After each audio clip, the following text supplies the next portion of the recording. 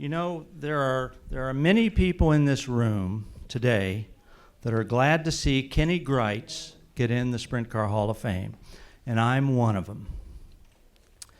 In 1969, Kenny Gritz was lined up for the biggest thrill of his young career. It was the Knoxville Nationals, at that time known as the Super Modified National Championship, and Kenny was locked in for Saturday night.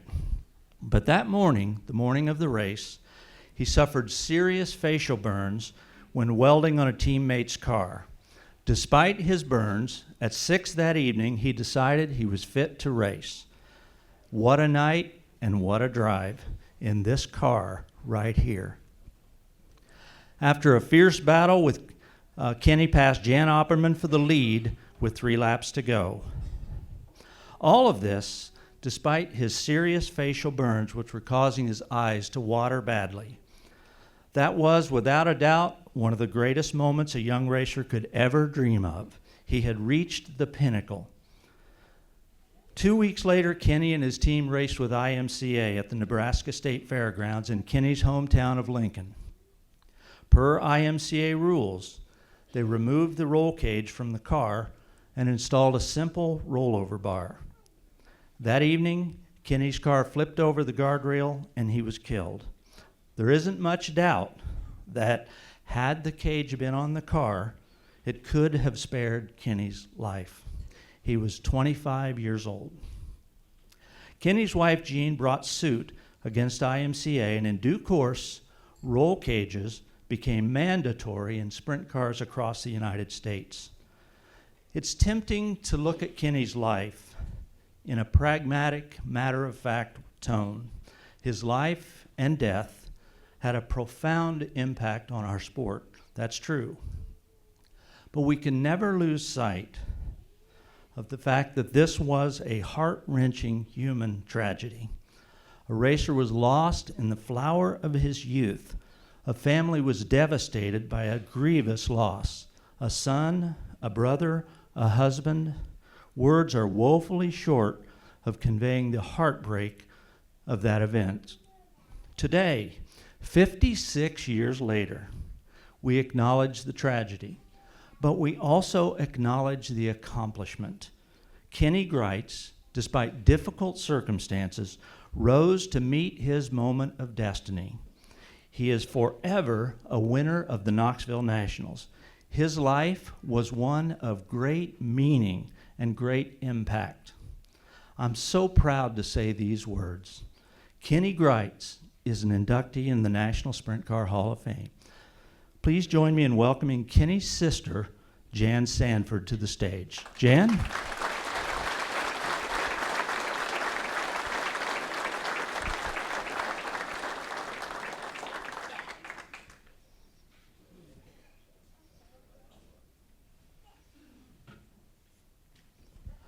That is a beautiful race car. Sure is.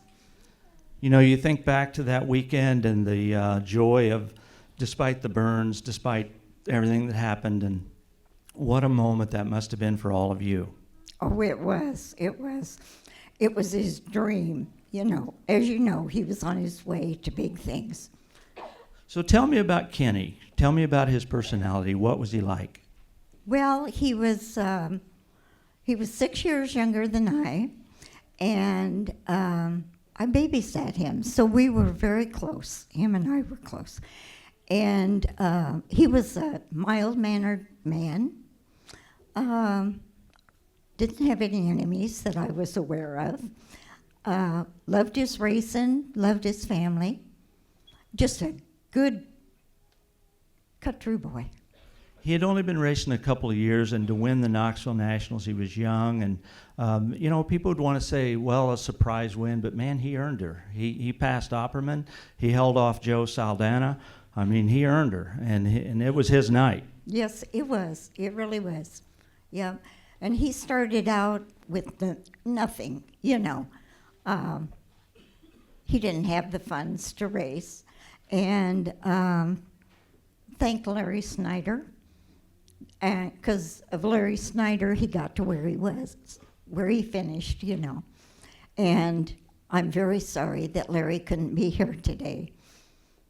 Well, this has to mean a lot, to even, I know a number of years have passed, but I'm sure so much is fresh in your mind. But to see Kenny go in, it's given me a great feeling, and I'm sure for you and your family also. Oh, absolutely. Absolutely. We'll always keep his legacy going. Yeah. You had mentioned Bob Mays. I don't know where Bob is sitting. If Bob would you like to come up, Bob? Are you good, or you? Yeah. Well, this is a great moment, and I'm just happy for you, and I'm happy for your family. And you brought a bunch of people. That's great. Sure did. And I also want to congratulate everyone else that's inducted today. Oh, that's very kind. Thank you. Jan, when I say this earlier, it's a privilege to be up here. Now you know what I mean. What a moment and what a thing to share with you and your family. Yes.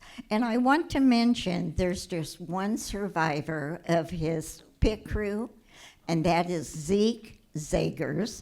And Zeke is sitting over here. Stand up, Zeke, please.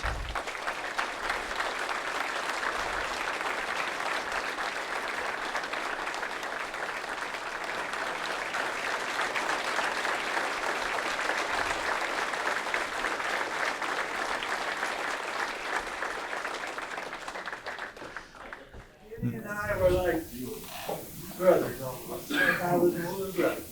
And right here are three of our boys that followed us to Knoxville every Saturday night. They were in junior high, I believe, or elementary. There's two brothers and a third, Johnson and the Grover dad. Lucius. And they were always there and camped out with us under the open shelter. They helped. They were our cheering squad and what have you. But the thing is, Kenny was particular. Everything had to be precise. When he was building that car that won the beat feature, it was from a CAE blueprint. Everything had to be perfect. The compasses, everything had to be sanded down so he could weld it the way he wanted. He was a machinist, and everything had to be precise. And one thing he had me do during the Nationals, I had a movie cover. He said, Zeke, go around and take pictures of all the suspensions, front and rear. I remember taking the Golden Creek, Arizona, and Jay Woodside. He wanted the winner's suspension, so he didn't know what to go by. Yeah. It was a great team. I helped assemble the car. We finished in February of 1969. And him and Larry Snyder took off to California to test it on the tracks because they were racing there already. So I wasn't with the pit crew then because I told Kenny there was another pit crewman and I couldn't get along. And the pit crewman, one time I loaned a wrench to Roger Rager and he chewed my butt out bad. So that's it. So another time, when we were running just stock cars, we had to have safety hubs and we couldn't afford one. Larry Upton gave us a hub with one stud he twisted off. It was safe to run, so we were running it. This pit crewman, Kenny come in from Hot Laps and said, "You're tightening them lug ups too tight." He twisted one off. I said, "Wait a minute."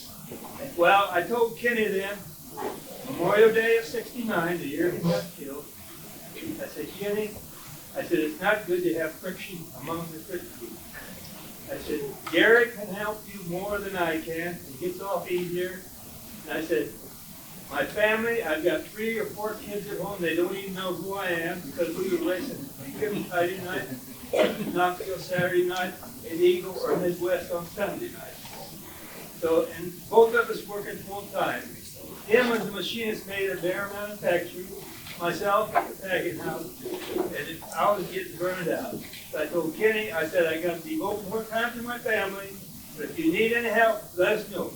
But one thing about that pit crew, when we needed a fuel injection, we all chipped in from our own pockets to help buy it. And Kenny would deal with Speedy Bill to get the price down where we could afford it. The same same way with the big championship rear end. We had to all chip in so we could have a big rear end because our little one was tearing up the gears all the time. So that's the story. There's a lot more stories to go on, and I don't want to take up any more time. Thank you for inducting him in the Hall of Fame. I think he well deserves it among all the drivers. I got to know so many drivers being in the pits, it was pathetic. I mean, they were all friends with Kenny, but when it come to racing, there's one man. That was Kenny Gritz. The rest of them, they're running away. I'm going to take them over. Thank you, Zeke.